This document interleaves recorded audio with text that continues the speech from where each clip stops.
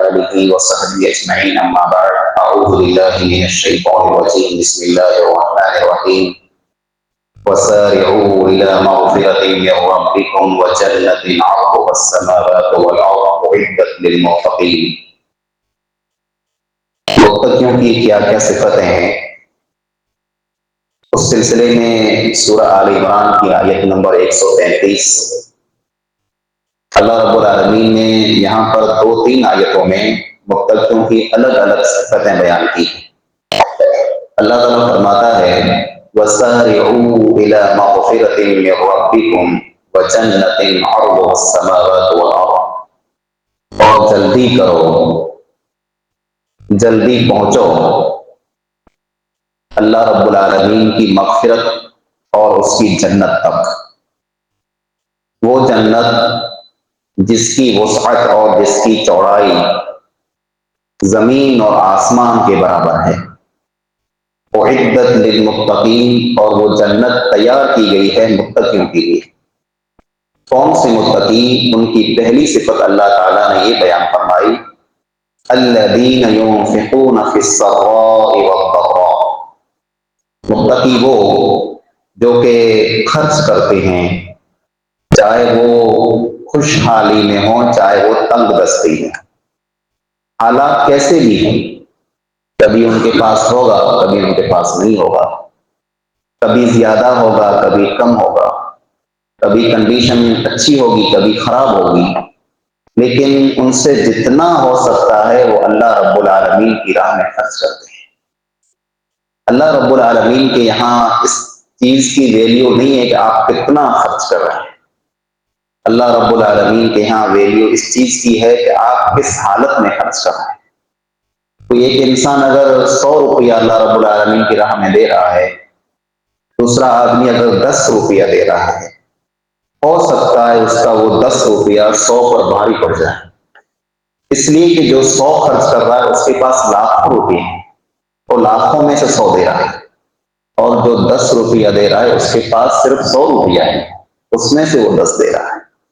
اللہ رب العالمین یہ نہیں دیکھتا کہ کوانٹٹی کتنی ہے، اللہ تعالیٰ کوالٹی کو دیکھتا ہے کہ آپ جس حالت میں لے رہے ہیں وہ حالت کیسی.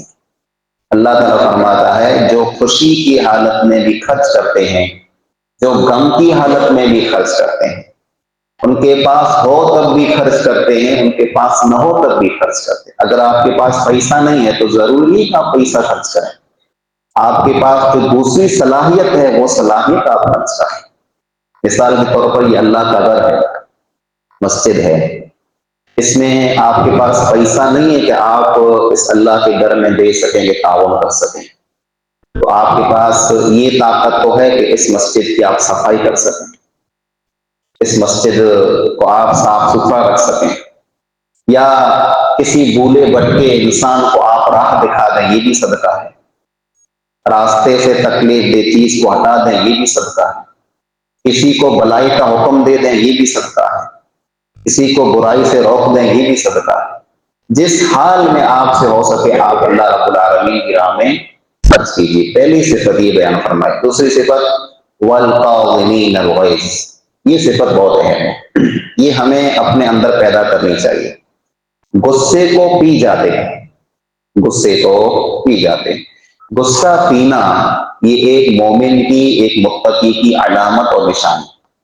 دنیا کے اندر جتنے بھی نقصانات ہوتے ہیں، اکثر نقصانات جو ہوتے ہیں وہ غصے کی وجہ سے ہوتے ہیں. شیطان انسان کو غصہ دلاتا ہے اور پھر غصے میں آ کر کے انسان کی ایسا کام کر جاتا ہے کہ بعد میں اسی انسان کو پچھتاوا ہوتا ہے کہ میں نے یہ کیوں کیا. بہت سارے مسائل ایسے بھی آتے ہیں کہ میاں بیوی کا آپس میں جھگڑا ہو جاتا ہے معمولی سی بات پر، اور غصہ بڑھ گیا مرد کا، بول کے طلاق طلاق طلاق. زندگی بھر کا ساتھ ایک سیکنڈ میں ختم ہو جاتا ہے کیونکہ غصہ ہے. اور جب غصہ ٹھنڈا ہوتا ہے، غصہ ختم ہوتا ہے، تو اسی انسان کو افسوس ہوتا ہے کہ میں نے یہ کیوں کیا. اور پھر آ کے مسئلہ پوچھنا، فتویٰ پوچھنا، مولوی صاحب کی راستہ نکالیں، مجھ سے غلطی ہو گئی، مجھ سے بھول ہو چکی ہے، میں کیا کروں، میں تو برباد ہو چکا ہوں. یہ غصے میں ہوتا ہے. کبھی کبھی غصے میں آ کر کے انسان کے ہاتھ میں کوئی چیز ہے، قیمتی چیز ہے، موبائل وغیرہ کچھ ہے، تو آ کر کے پٹک دیتا ہے زمین، وہ چیز ٹوٹ جاتی ہے، وہ چیز خراب ہو جاتی ہے، اور بعد میں انسان کو افسوس ہوتا ہے میں نے ایسا کیوں کیا۔ تو غصہ جب آئے اس وقت غصے پر کنٹرول کرنا، اپنے آپ کو سنبھالنا، غصے کو پی جانا، یہ بہت بڑی چیز ہے۔ اللہ کے رسول اکرم صلی اللہ علیہ وسلم نے فرمایا لیس الشدید بالسرعہ، پہلوان پہلوان وہ نہیں ہے جو کسی کو پچھاڑ دے، کسی کو جنگ میں ہرا دے، کسی سے مقابلے میں جیت جائے، کسی کو گرا دے، وہ پہلوان نہیں ہے۔ پہلوان کون ہے؟ الشدید الذی یملک نفسہ عند الغضب، پہلوان وہ انسان ہے کہ جب اس کو غصہ آتا ہے تو وہ اپنے اوپر کنٹرول کر لیتا ہے، غصے کو پی جاتا ہے، غصے کو سنبھال لیتا ہے، یہ بہت بڑی چیز ہے۔ ایک صحابی اللہ کے رسول اکرم صلی اللہ علیہ وسلم کے پاس آئے، فرمایا اوصینی یا رسول اللہ صلی اللہ علیہ وسلم، اللہ کے نبی صلی اللہ علیہ وسلم مجھے وصیت کیجیے، مجھے وصیت کیجیے۔ اور دوسری حدیث میں ہے کہ آپ مجھے کوئی ایک وصیت کیجیے جو میرے لیے کافی ہو جائے۔ تو آپ صلی اللہ علیہ وسلم نے فرمایا لا تغضب، غصہ نہ کر، کیا نہ کر؟ غصہ نہ کر۔ اس نے پھر کہا مجھے وصیت کیجیے، آپ نے فرمایا غصہ نہ کر۔ اس نے تیسری مرتبہ پوچھا کہ آپ مجھے وصیت کیجیے، آپ نے تیسری مرتبہ فرمایا غصہ نہ کر۔ یعنی غصہ ایک ایسی چیز ہے کہ اس سے انسان کو بچنا چاہیے۔ غصہ آ جاتا ہے، کبھی کبھی حالات ایسے ہوں گے، کوئی کام ایسا ہوگا، کوئی بات ایسی ہوگی کہ آپ کو غصہ آئے گا۔ غصہ آنا نیچرل ہے، وہ انسان کی فطرت میں ہے، وہ انسان کی عادت میں ہے، غصہ آئے گا، غصے کو آپ روک نہیں سکتے۔ لیکن غصہ آنے کے بعد آپ کو ریئیکشن کیسا دینا ہے وہ اصل چیز، آپ کو اپنے آپ کو سنبھالنا ہے۔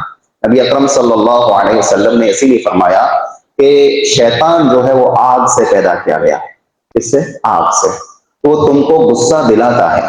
تو جب تمہیں غصہ آئے تو تم وضو کیا کرو، کیا کرو؟ وضو، اس لیے کہ وضو پانی کے ذریعے ہوتا ہے، اور پانی جب آگ کے اوپر پڑتا ہے تو آگ بجھ جاتی ہے۔ یہ جو غصے کی جو آگ ہوتی ہے شیطانی آگ ہوتی ہے جو آپ کو بھڑکا رہی ہوتی ہے، اس وقت آپ وضو کریں۔ اور ایک طریقہ آپ صلی اللہ علیہ وسلم نے یہ بھی بتایا کہ جب کسی انسان کو غصہ آئے وہ کھڑا ہو تو وہ بیٹھ جائے، کھڑا ہے اس کو غصہ آ گیا تو بیٹھ جائے، اگر وہ بیٹھا ہوا ہے اور اس کو غصہ آیا ہے تو وہ لیٹ جائے۔ یہ وہ طریقہ ہے جس سے غصہ ختم ہوتا ہے۔ غصہ نہیں کرنا چاہیے، اگر غصہ آ بھی جائے تو انسان اپنے آپ کو سنبھالے، اپنے آپ کو کنٹرول میں رکھے۔ اور تیسری صفت جو اللہ نے بیان فرمائی وہ ہے والعافین عن الناس، جو لوگوں کو معاف کرتے ہیں، جو لوگوں کو معاف کرتے ہیں۔ آپ اسی وقت معاف کر سکیں گے جب اپنے غصے کو آپ پی جائیں، اور جب آپ کو یہ امید ہوگی کہ میں اگر معاف کروں گا تو اللہ تعالیٰ مجھے معاف کر دے گا، تب آپ لوگوں کو معاف کریں گے۔ رسول اکرم صلی اللہ علیہ وسلم نے فرمایا ثلاثۃ اقسم علیہن، تین باتیں ایسی ہیں کہ میں قسم کھا کر کے کہتا ہوں، میں قسم کھا کر کے تین باتیں کہتا ہوں۔ پہلی بات فرمائی ما زادت ما نقصت صدقۃ من مال، صدقہ دینے سے مال میں، پیسے میں کمی نہیں آتی، یہ آپ صلی اللہ علیہ وسلم نے قسم کھا کر کے کہا۔ دوسری بات آپ صلی اللہ علیہ وسلم نے فرمائی وما زاد اللہ عبدا بعفو الا عزا، اللہ رب العالمین اس بندے کی عزت کو اور بڑھاتا ہے جو انسان کسی کو معاف کر دیتا ہے۔ معاف کرنے سے عزت گھٹتی نہیں ہے۔ ہم یہ سمجھتے ہیں میں کسی کو معاف کر دوں گا تو لوگ کیا سوچیں گے، ڈر گیا، معاف کر دیا، اس سے کچھ ہو نہیں سکا، عزت کم ہو جائے گی، لوگ ہنسیں گے، لوگ برا بلا سمجھیں گے۔ نہیں، اس سے عزت بڑھتی ہے۔ اللہ رب العالمین کے لیے جو معاف کرتا ہے اللہ تعالیٰ اس کی عزت کو بڑھاتا ہے، اور اللہ رب العالمین اس کو معاف بھی کرتا ہے۔ تو تیسری بات جو آپ صلی اللہ علیہ وسلم نے فرمائی وہ یہ وما تواضع احد للہ الا رفعہ اللہ، جو اللہ کے لیے جھک جائے اللہ رب العالمین اس کو بلند کر دیتا ہے۔ جو اللہ کے لیے جھک گیا کہ چلو میں مان لیتا ہوں، میں نے اللہ کے لیے مان لیا، میں نے جھگڑا چھوڑ دیا، میں نے اس کو معاف کر دیا، میں پیچھے ہٹ جاتا ہوں، میں ضد نہیں کرتا، میں بدلہ نہیں لیتا۔ اگر کسی کی سوچ یہ ہے، کوئی انسان ایسی سوچ رکھتا ہے، اللہ رب العالمین اس کو بلند کرتا ہے، اللہ رب العالمین اس کو عزت دیتا ہے، اللہ رب العالمین اس کو اونچا مقام عطا کرتا ہے۔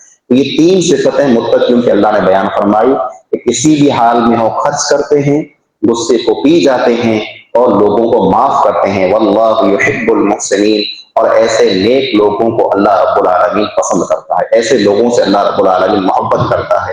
اللہ تعالیٰ سے دعا ہے کہ اللہ تعالیٰ ہم کو پکا سچا متقی بنائے. آمین.